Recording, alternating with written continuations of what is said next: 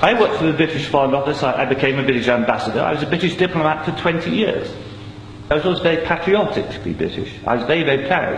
I remember when I first became a British ambassador and first went out in my own flag car with the Union Jack flying on the front as the ambassador, you know, I had a lump in my throat. It was a proud moment for me. It was only 6 months after that I discovered that in the country where I was ambassador, we and the Americans were shipping people in order for them to be tortured. And some of them were tortured to death. Now, as you may imagine, my worldview changed. It was at the same time, about a month later, we invaded Iraq against the will of the Security Council.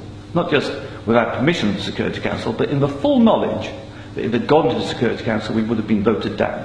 And I, as a British diplomat, saw all the internal memos that went through that decision.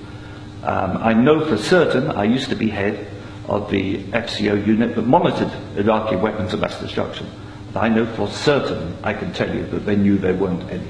It wasn't a mistake, it was a lie. I think it is impossible to be proud of the United Kingdom. I think when we invaded Iraq, we did to the United Nations what Hitler and Mussolini did to the League of Nations.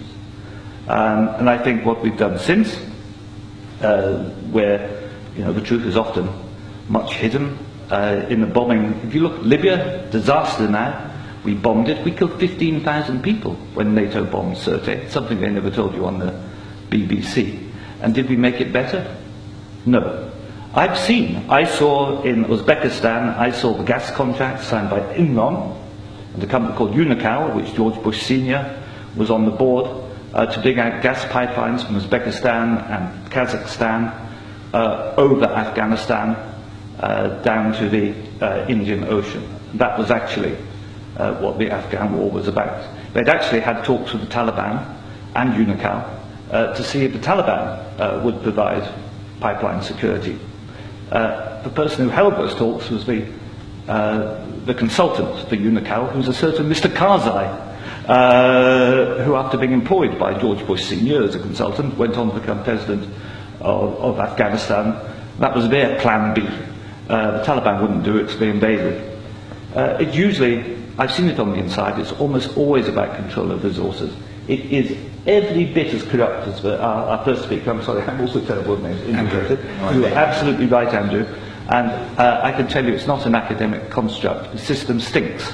Westminster stinks. The British government is deeply, deeply immoral. They don't care how many people they kill abroad if it advances them. And anybody who votes no is voting to support a psychologically flawed, a pathological state, which is a danger in the world, a rogue state, a state prepared to go to war to make a few people wealthy.